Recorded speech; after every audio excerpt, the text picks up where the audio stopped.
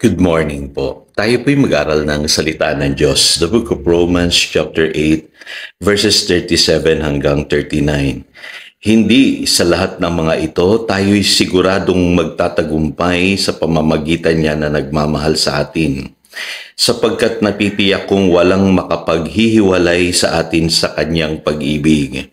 Kahit ang kamatayan, ang buhay, ang mga anghel, ang mga pamunuan o mga kapangyarihan, ang kasalukuyan o ang hinaharap, ang kataasan, ang kalaliman o alinmang nilalang ay hindi makapaghihiwalay sa atin sa pag-ibig ng Diyos na ipinagkaloob sa atin sa pamamagitan ni Kristo Jesus na ating Panginoon.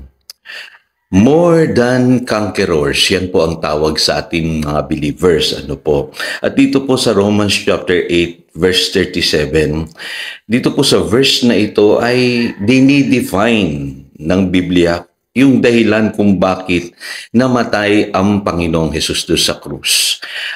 Ang ginawa po ng Panginoong Hesus ay para sa atin. Dahil mahal niya po tayo. Jesus conquered everything for us. Yung sin, si Satan, at maging yung kamatayan, ay kinangker ng Panginoon dahil mahal niya tayo. Kaya dito sa verse na ito makikita nyo na yung tunay na kahulugan ng death and resurrection ng ating Panginoong Hesukristo. Kaya nga po ang tawag sa atin ay more than conquerors. Tinanggap natin yung tagumpay na ito. Ang nakipaglaban po ay ang Panginoong Hesus. Siya po yung nahirapan, siya po yung nagsuffer, siya po yung namatay sa krus. At ang pinag-alayan niya ng kanyang tagumpay ay tayong mga naniwala sa kanya. His victory is for us. He did it because He loved us. Kaya niya ginawa ang lahat na ito dahil mahal niya tayo, mga kapatid. At alam niyo po, marami sa atin hanggang ngayon nag-i-struggle. Alam niyo po, hindi dapat tayong mag-struggle sa ating Christian life. Kailangan paniwalaan natin yung pag-ibig ng Diyos sa atin sa pamamagitan ng kanyang anak na si Jesus. Sabi sa Ephesians chapter 2 verse 4, because of His great love for us, He made us alive in Christ.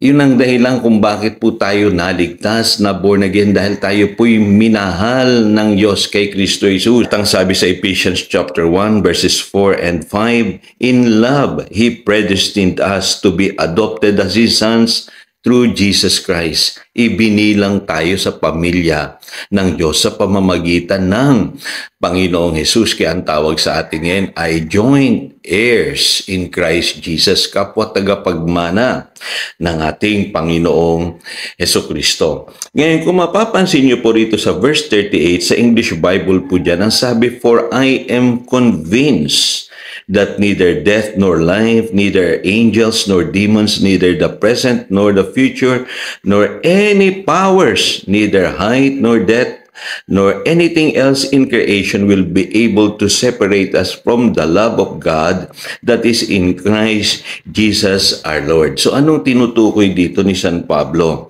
Ang konteksto po ng sinasabi rito ni St. Paul ay persecution. Ibig sabihin, walang kapangyarihan na meron sa mundong ito, maging sa mga panahong darating pa, ang makapaghihiwalay sa atin sa pag-ibig ng Diyos sa atin kay Kristo Jesus. Ibig sabihin, kung ang isang mananampalataya nananalig siya na siya'y mahal ng Diyos, na siya'y mahal ni Jesus, mapapagtagumpayan niya lahat ng kapangyarihan present sa mundong ito, maging sa panahong darating.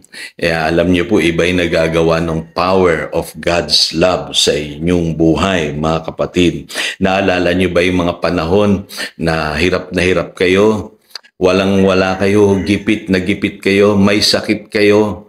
Naalala niyo ba yung mga panahon na yun, wala kayong masabi kundi, ang alam ko lang, mahal ako ni Lord. Naniniwala ako na mahal ako ni Lord, hindi niya ako pababayaan. Alam niyo po, yan din ako noon. Pinanindigan ko lang na mahal ako ni Lord. Naniniwala ako na hindi niya ako pababayaan. Di ba nakaraos naman tayo? Nag-survive naman tayo. Nagtagumpay naman tayo, gumaling naman tayo, umahon naman tayo dun sa ating mga problema kasi kumbinsido tayo na mahal tayo ni Lord. Alam niyo po yung mga early Christians, kumbinsido po sila. They are convinced people. Kasi ang faith po, malinaw po ang sabi ng Biblia, dapat kumbinsido ka. Ang sabi sa Hebrews 11:1, the conviction of things we do not see but hope for. So dapat tayong mga Kristiyano, kumbinsido tayo na tayo'y mahal ng Diyos dahil sa ating Panginoong Hesukristo. Every day sasabihin natin, I am loved by God in Christ. I am more than a conqueror because of Jesus who loved me.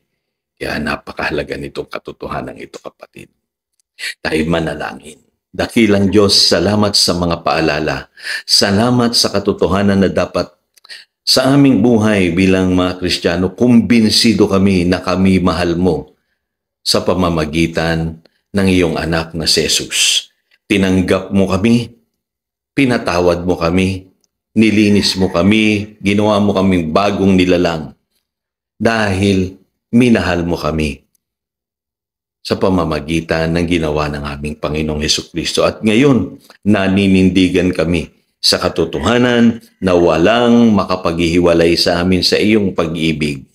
Sa iyong pag-ibig na ipinakita mo sa amin dahil sa iyong anak na si Jesus. Walang kapangyarihan in the present or in the future. Walang kapangyarihan sa mundong ito na makapaghihiwalay sa amin sa iyong pag-ibig. Salamat, Panginoon. Yan ang aming panalangin in Jesus' name. Amen and amen. Again, dito si Pastor Jojo, nagpapaalala upang daluyan tayo ng pagpapala. Manatili tayo sa kanyang salita. Good morning.